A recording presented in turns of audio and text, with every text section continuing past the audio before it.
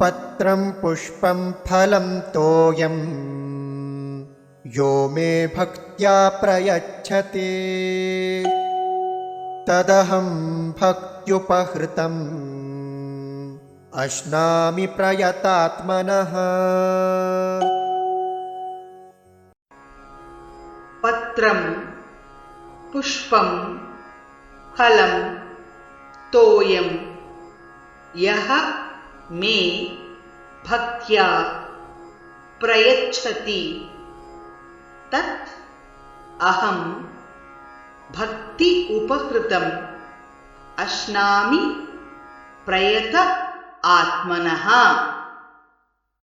पत्रं पुष्पं फलं तोयं पत्रं पुष्पं फलं तोयं यो मे भक्त्या प्रयच्छति यो मे भक्त्या प्रयच्छति तदहं भक्त्युपहृतम् अश्नामि प्रयतात्मनः। अश्नामि प्रयतात्मनः।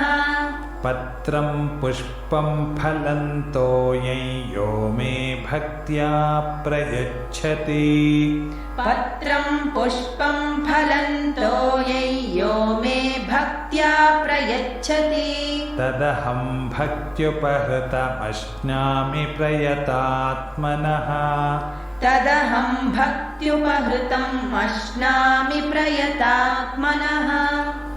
पत्रं पुष्पं फलं तोयं यो मे भक्त्या प्रयच्छति तदहं भक्त्युपहृतमश्नामि प्रयतात्मनः।